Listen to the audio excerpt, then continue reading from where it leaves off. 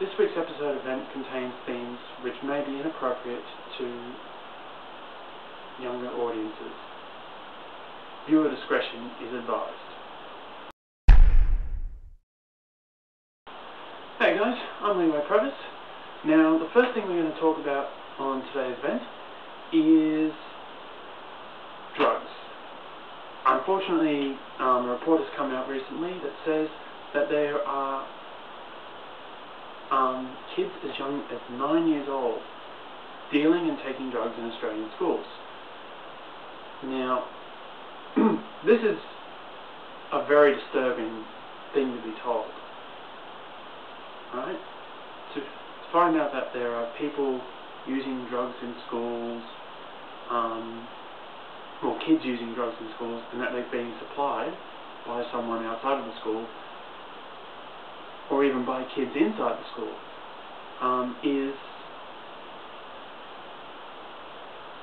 disturbing at best, as I said. But it does give an indication as to just how little responsibility everybody's now taking towards the younger generation. It's like, I can't actually put into words just how disturbing and how much of an indication it is, right? I just can't do it. It's so much beyond sense and that type of thing that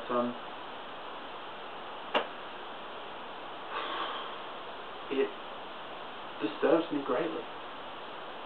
It worries me that these kids are getting access to these drugs so easily, and that no one's really taking responsibility until someone says something.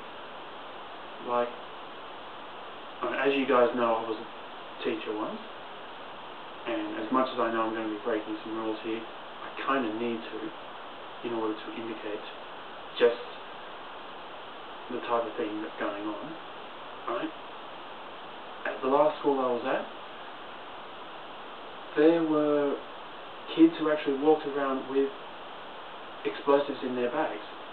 The little things that they didn't even think that kids obviously didn't think were that dangerous, but they were explosives. They were little packages with gunpowder in them. And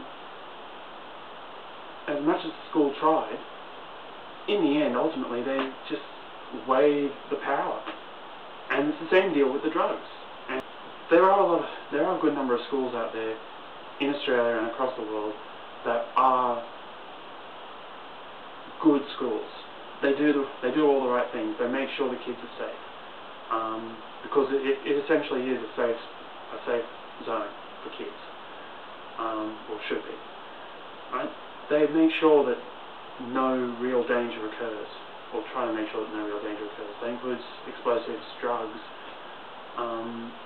any type of thing. But other schools just don't seem to be able to do it, and they get themselves caught up in the politics first before they deal with the safety and the education, which in reality is what's supposed to come first in school, not the politics. Politics should actually take a back seat. So to find out that kids' safety is being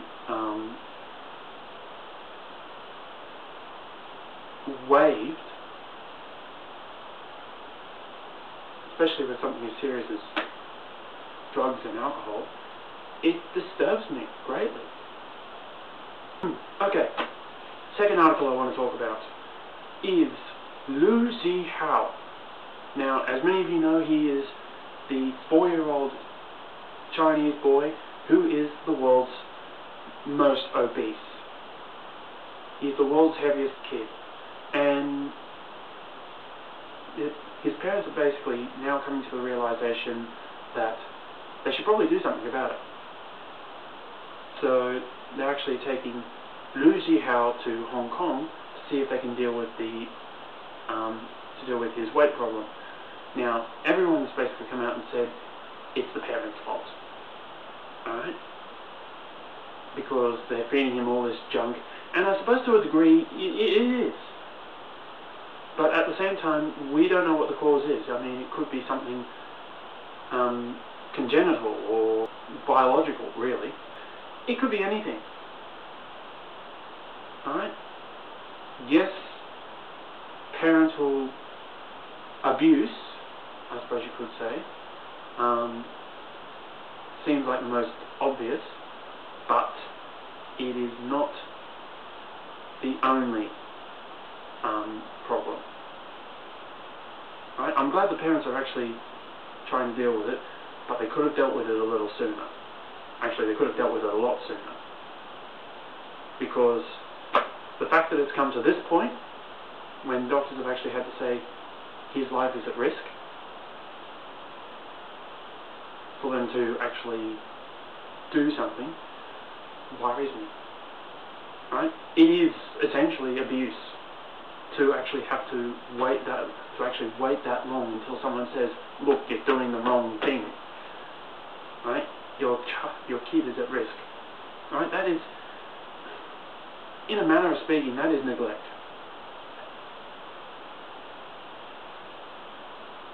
And they really need to do something about it.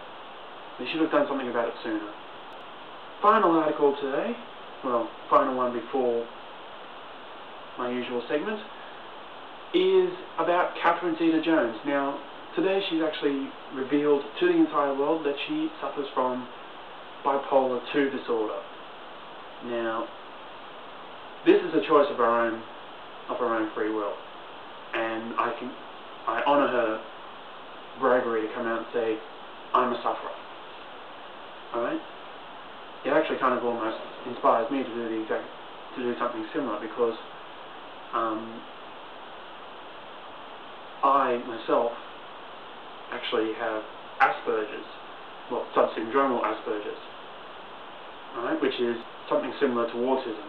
It's actually on the autistic spectrum, right at the cusp between between ASD and neurotypicality. But yeah, I actually honour her bravery for coming out and saying that she has this. Right? Now, at the moment she's actually receiving treatment in hospital, before she goes on to her next 2 film projects. Alright? And the reason why she's getting treatment is because she wants to make sure she's in top form, because she's had to deal with a bucket load of stuff. I mean, her husband, Michael Douglas, as you know, was suffering from throat cancer earlier this year, late last year. And yeah, that put a lot of stress on her. And that stress has kind of reactivated the bipolar. So, yeah, I completely honour you, Catherine, for coming out and saying that you have this, and saying it on your own free will as well. Now it's time for news from my phone. I do apologise about this, ladies and gents. Alright? I will usually go for the first article that comes off the phone. Alright? And unfortunately, this is the first article. Joe Biden fell asleep during a speech made by Barack Obama in, I think it was in Parliament, in regards to America's economic troubles.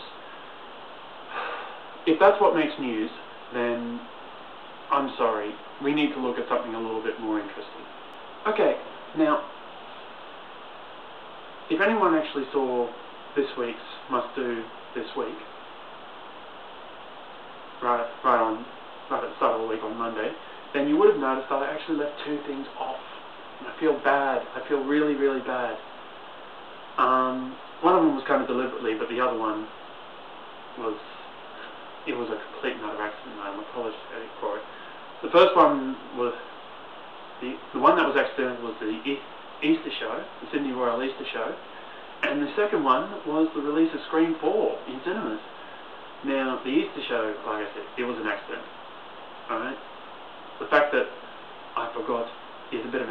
to me being an Australian. So I do apologise about that. Scream 4, however, was a bit of a deliberate one, because I really don't have that high of an opinion on horror movies in general, let alone Scream. But then a little bit of reading into the background of it, and I realised that, yeah, for number 4 to come out after 10 years, it's a spectacular thing, because the original trilogy was wonderful, according to reviews, because of its cleverness in plot, its use of established actors, which was before then unheard of, and its awareness of horror cliches. It makes it one of the more spectacular or notable horror films of the modern era. So I do apologise for leaving that one off, or leaving those two off, guys. It's time for today's question, and it's a bit of a controversial one. Do you think Zhi-Hao's parents are to blame for his obesity? Leave your answers in the comment section below. Alright. Now, if you want to contribute to the show, just click on excuse me, just click on this box here. It will take you to the YouTube messaging service where you can contribute something. If you want to subscribe, just click on the button up the top here. Before I do go, however, during next week, this room's going to completely change. Alright? And the reason behind that is because I'm actually moving out of here into a brand new place. So this is going to be the last time you'll actually see this room, unless you go back through the old videos, of course. But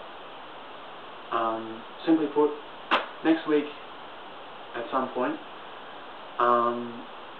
you'll be seeing a brand new studio. I won't say it's a better studio, but it'll be a new one. And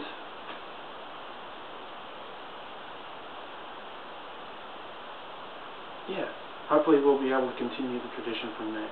Right, so until then, I'm Lee Previs, this is Ben. I shall hopefully see you all in my new location next week, and take care.